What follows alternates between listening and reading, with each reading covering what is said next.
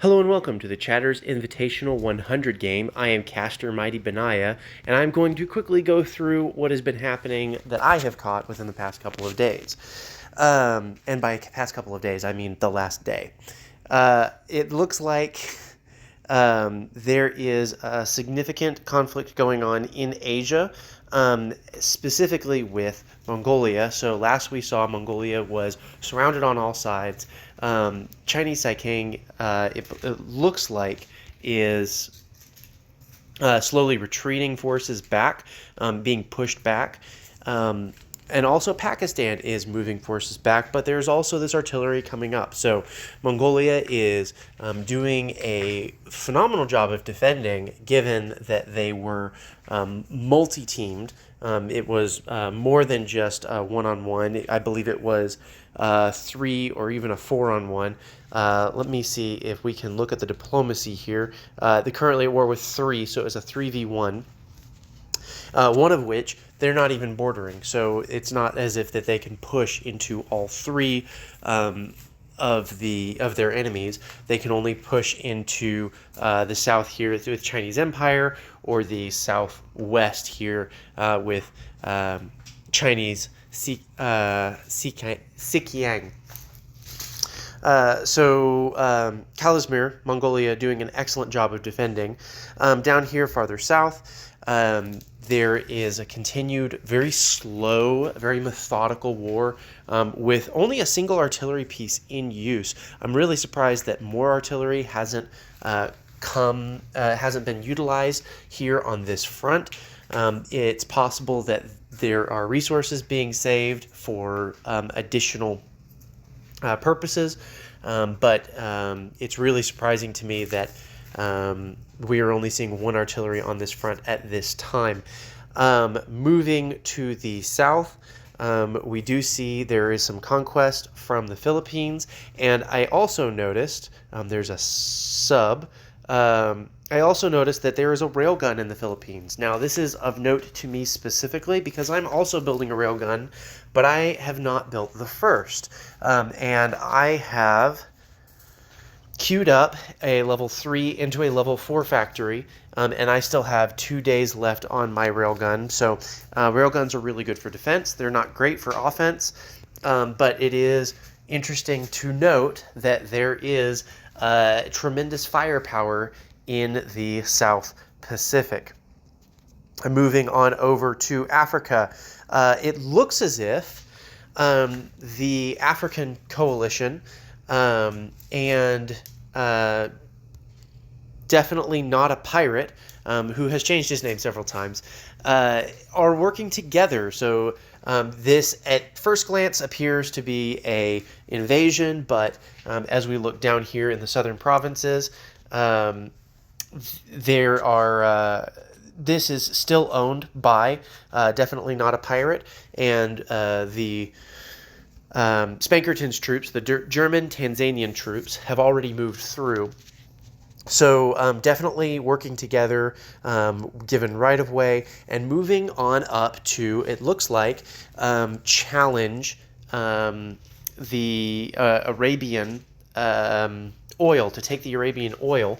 But they're a little bit late to the punch. As we saw yesterday, British Pakistan was already down there. Now, British Pakistan has not grabbed up the oil. Most of that has been grabbed up by the Ottoman Empire, but a mad dash to grab the oil in Arabia from both Africa and then the Ottomans in the Middle East, but they're very much so a European power, given where their capital is located, and also the actual Middle East, British Pakistan, coming west to grab this oil. So it'll be interesting to see who ends up with what, and if they initiate conflict with each other to push each other out, or if they just settle with what they get. Moving to the north, Jerry the Ruthless Mouse is pushing hard. He is pushing hard in the north, and he is pushing hard in the south. He is in conflict now with Poland, about to take Warsaw, which will help his morale across the entirety of his empire. when Jerry expanded, he expanded big and he expanded fast. He's got several artillery pieces and a cruiser. Also taking out Sweden. Sweden, I believe, was Tom's nation, and due to some unfortunate events, Tom is no longer in the game. As you can see, there is a capital, but there is no name there being shared. So Tom was removed from the game for various reasons. And Jerry is taking opportunity of an AI right next to him. Moving farther south, Italy, poor Italy, is nearly dead. Italy has been... that is interesting. Italy had given me... Oh, they have one province. Italy has one province remaining. They are guarded by Germany and Austria, who Austria's lost their capital, but it appears that England might be coming for Italy. Italy and Greece having conflicts around day 10 through day 15. Greece coming in with significant firepower, 5 cruisers, 4 artillery, a balloon, and 60 some odd troops that we can see. So this is definitely trouble for the French, who also came in, Bloody July, came in possibly, it looks like, to defend Italy. Italy may have gifted, or even temporarily declared war on France to give France their territory because it appears that they have right-of-way. It appears they are no longer enemies. In order to prevent Greece from getting it for free. So we'll see how that transpires in the future. Moving over to the Americas, the real pirate has pushed off the Chilean invaders, and it appears is in a solid place right now.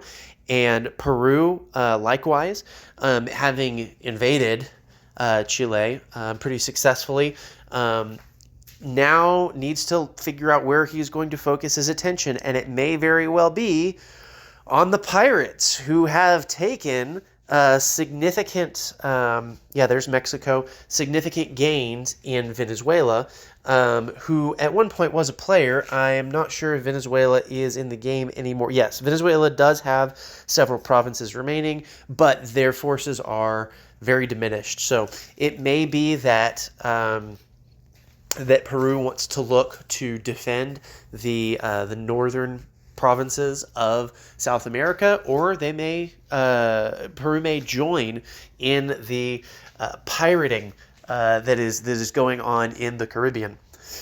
That is all that is happening that I have vision to, other than a couple of random scouts in the water. If you have any suggestions or want me to feature your nation, and I've not been doing so, share a map with me, and I'm happy to share what we're doing, give a commentary and analysis. Remember, these are 7 days old, so this one will not be posted until we're in day 22. But I'm happy to share what you're doing in this game. This has been an enjoyable game to watch and to comment on. If you have any comments, let me know. Soli Deo Gloria, and I'll see you next time.